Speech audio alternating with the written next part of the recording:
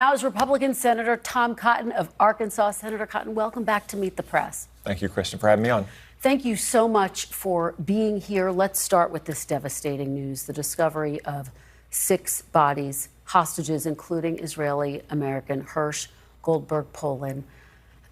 Everyone, I think, feels heartbroken this morning, the entire nation and, frankly, world mourning these deaths. What is your reaction, Senator, and what do you think this will mean for hostage negotiations? Well, it's terribly sad news that Hamas executed these 6 hostages in cold blood, apparently shot them in the head shortly before they might have been rescued by Israeli Defense Forces.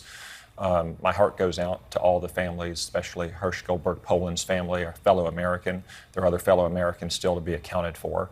But I think we should note that these hostages were discovered in the tunnels under Rafah. That's where Joe Biden and Kamala Harris put pressure on Israel not to enter for months, used an arms embargo to try to keep them from entering. Kamala Harris even said that Israel shouldn't enter Rafah because she had studied the maps.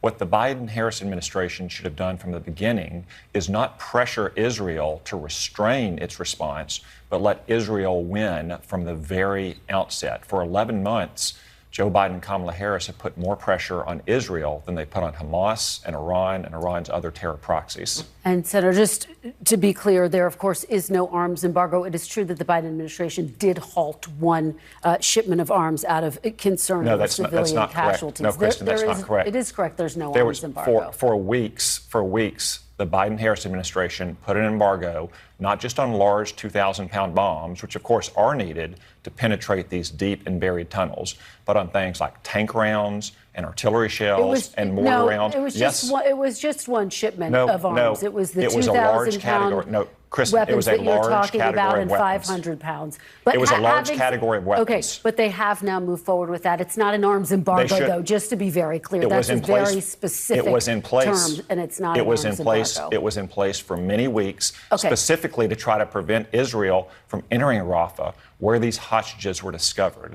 If we had simply backed Israel to the hilt from October 7th, this war would probably be over. We probably would have found many more hostages alive, and there would have been fewer civilian casualties caused by Hamas's infliction of those civilian casualties on its own people. But at every turn, Joe Biden and Kamala Harris have put more pressure on Israel than they have on Iran and Hamas. And, of course, they have also argued that the U.S. stands firmly behind Israel. It was one arms shipment. Let's talk about Prime Minister Kristen, Netanyahu. it was more than it was many more. Kristen, Netanyahu, you can do your fact check thing all you want. I'm going to tell you the real facts. It was a large category of weapons, far beyond just 2,000-pound bombs. Okay, but it wasn't an arms embargo. That's my only point. It wasn't specifically an arms embargo. Let's just move forward, though, in terms of what Prime Minister Netanyahu is facing right now, because he's been facing pressure in the wake of this. He's been resistant to accepting this hostage deal. Axios' Barak Ravid reports that a senior Israeli official said, quote, "We warned Netanyahu and the cabinet ministers about this exact scenario, but they wouldn't listen." Do you believe Prime Minister Netanyahu bears any responsibility for not getting a deal sooner? No, I believe Hamas bears responsibility for not turning these hostages back over to their families and surrendering. At every turn, Benjamin Netanyahu has tried to meet the Biden administration halfway. They continue to move the goalposts. They continue to encourage and embolden Hamas. Consider what happened just a few weeks ago when the Prime Minister was here to speak at the Capitol. Kamala Harris didn't even sit behind him in a joint session of her Congress, one of her few duties as vice president. Then she came out after a private meeting with him and stressed that we need a ceasefire now, which is the de facto Hamas position. What did you have 2 days later? You had Israeli children being blown up on playgrounds because every time Joe Biden and Kamala Harris put more pressure on Israel, it simply emboldens Hamas and Hezbollah and Iran. Just to be very clear, though, there is pressure on Prime Minister Netanyahu. You have people protesting in the streets. He is, of course, the leader of Israel, and that's who I'm asking you about. Do you think, and would you urge him in this moment, Senator, to get a deal given these casualties? I would urge him to finish the job against Hamas, which is exactly what Kamala Harris and Joe Biden should have done from the very beginning. Again, if we had backed Israel to the hilt, if we hadn't continually put pressure on Israel to slow and to moderate its response, Hamas would have been broken and we would have gotten more of these hostages down alive. The only time Hamas has even come close to releasing hostages is when they are on the ropes. And of course, the U.S. has given more aid, both military and monetary, to Israel than any other country. But let's well, to be move exact, on. we've given hundreds of billions of dollars in relief to Iran. Well, some of that money, of course, is frozen. But let's move on to some domestic issues, if we could. The issue of abortion front and center this week. Donald Trump has gone from calling himself throughout the arc of time very pro-choice at one point. He's more recently bragged about overturning Roe v. Wade. He now says he's going to vote to keep Florida's 6-week abortion ban in place, a law he once described as terrible. How can people trust Trump on this issue when he keeps shifting his position? Well, the president's been very clear. He does not support a nationwide abortion law. In fact, there's only one candidate in this race who supports a nationwide abortion law. It's Kamala Harris. And we know what it is because the Senate proposed it and we voted on it. It is radical and extreme. It would require taxpayer funding of abortion up to the moment of birth. That's what she stands for. She's the only one in this race calling for a nationwide abortion law, something that is wildly unpopular. Just to be clear, the bill you're talking to requires that there be exceptions for health through the end of pregnancy, not that all abortions be legal in all cases. But President Trump has said he supports exceptions when a woman's health is at risk, when she's been raped or been the victim of incest. And the vast majority of Americans support those as well. But this law is radical. It would overturn 50 years of precedent and require taxpayer funding for abortion, even in these cases. Well, taxpayer funding for abortion is currently, of course, illegal under the Hyde Amendment. And just to be clear, abortions later in pregnancy, 21 weeks and after, are extremely rare. Well, if they're so rare, in the case of a health emergency. If they're so rare, why won't Kamala Harris say, then fine, we shouldn't allow them with those exceptions? Because if they're of the concern so rare. for health emergencies. But if you have those exceptions, Kristen, if you have those exceptions, it will account for those rare health emergencies. So why won't she say it? But that is what the law does. It says up to the time of viability with exceptions. States are allowed to have exceptions if there are health emergencies. Kamala Harris voted against the Born Alive Victims Protection Act. She did not. Yes, she did. Senator, I was there. She voted against. I was there. She voted against it. Kristen, if these cases are so rare, she voted in the against late advancing term, the bill twice. If these cases are so rare in late-term pregnancy, then why won't she say, you know what, we should prohibit these with exceptions for the mother's life? Why won't she say that? Because she is a radical on abortion. Just to be clear, she voted against advancing the bill twice when she was senator. She's called it extreme. Let me ask you about something else. I interviewed J.D. Vance last week. He told me Donald Trump would veto a federal abortion ban if it came to his desk. Now Trump is not committing to that.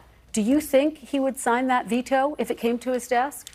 Well, Kristen, I think it's a hypothetical first off. We both know there's not going to be 60 votes in the Senate anytime soon for either party's preferred or centrist position on abortion, whether it's the radical position that Democrats have or the pro-life position that most Republicans have. So I think it's a hypothetical question.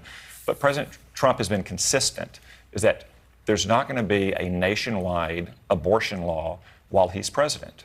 He appointed 3 justices who reversed Roe v. Wade, which was wrongly decided, which even liberal scholars acknowledged was poorly reasoned, and returned this question to where it had rested for 170 years, which is the American people making choices through their elected representatives at their states. States are going to have different kinds of laws. Donald Trump has acknowledged that. I hear you're saying that former President Trump has been consistent, but as we showed, he's actually pivoted quite a bit on this issue. But J.D. Vance was very clear. He said that Donald Trump would veto a nationwide ban. And I guess the question is, why can't Trump be clear with people about where he stands? Are you clear? I know you're saying it's a hypothetical. Kristen, he has been clear about what he would do? He has been clear that there will not be a nationwide abortion law when he's president. He has been perfectly consistent on that. Now, Kamala Harris, to her credit, she's been consistent and not tried to hide her radical position on abortion. It's the only position she hasn't tried to hide over the last 6 weeks, like her position on decriminalizing illegal immigration or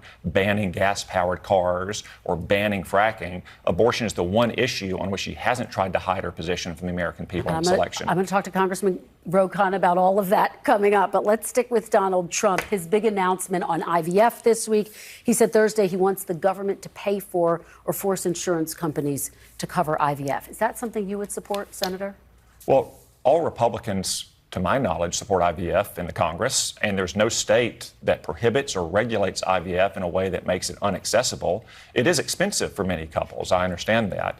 So it's something I'm open to, that most Republicans would be open to. I think we'd have to evaluate the fiscal impact, whether the taxpayer can afford to pay for this, what impact it would have on premiums. But in principle, supporting couples who are trying to use IVF or other fertility treatments, I don't think is something that's controversial at all. Well, 2 months ago, you voted against a Senate bill that would have protected and expand IVF access, and it would have mandated that some coverage was covered by health insurance plans.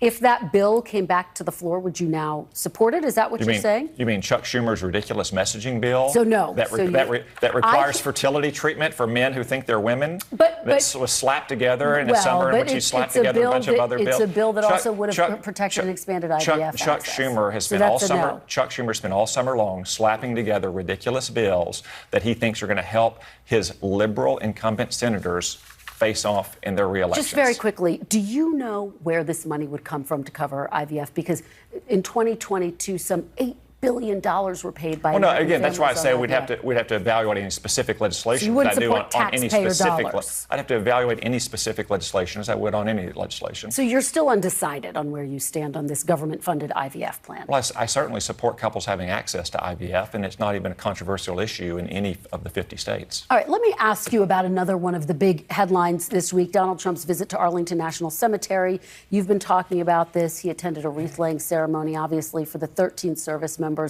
who were killed during the U.S. withdrawal from Afghanistan. He was invited by those family members, important to say that. He also had campaign staffers with him. Photos, videos were posted on a campaign site. Taking campaign photos and videos at grave sites is forbidden under federal law. You, of course, served at Arlington Cemetery in the Old Guard, so I know that this is a sacred place for you. Bottom line, though, I guess, Senator, is it ever appropriate to make campaign content at military grave sites? He didn't take campaign photos there. These families, Gold Star families, whose children died because of Joe Biden and Kamala Harris's incompetence, invited him to the cemetery, and they asked him to take those photos because, as they told me yesterday when I spoke to Kelly Barnett and Darren Hoover, the parents of Taylor Hoover, who has Arkansas ties, they don't get to go to the beach on Labor Day. They don't get to have barbecues. This is their one chance to have a memory of their children, to commemorate their service and to honor their sacrifice. They wanted President Trump there. They wanted to take those photos. You know who the families also invited? Joe Biden and Kamala Harris. Where were they? Joe Biden was sitting at a beach. Kamala Harris was sitting at her mansion in Washington, D.C. She was 4 miles away. 10 minutes. She could have gone to the cemetery and honored the sacrifice of those young men and women. But she hasn't. She never has spoken to them or taken a meeting with them. Well, they did meet with them during the dignified transfer. They were with them at the dignified transfer. Her and Joe Biden's incompetence, those 13 Americans were killed in Afghanistan. Well, not everyone obviously was pleased with this visit. And again, just the law says memorial services and ceremonies at Army, national, military cemeteries will not include partisan political activities. And it didn't, Chris. President Trump wasn't wearing a red... It was posted on a campaign site, though. He wasn't wearing a red MAGA hat. I understand. He didn't have a Trump hat. It was posted on the just Trump like Joe TikTok Biden, just like Joe Biden has posted content of himself in the cemetery or in other cemeteries or at a dignified transfer. Yeah. They're all American citizens. They have a right to go there and to honor the sacrifice of those 13 Americans who Joe Biden and Kamala Harris sent to their death. Let me ask you about what we're hearing from another family.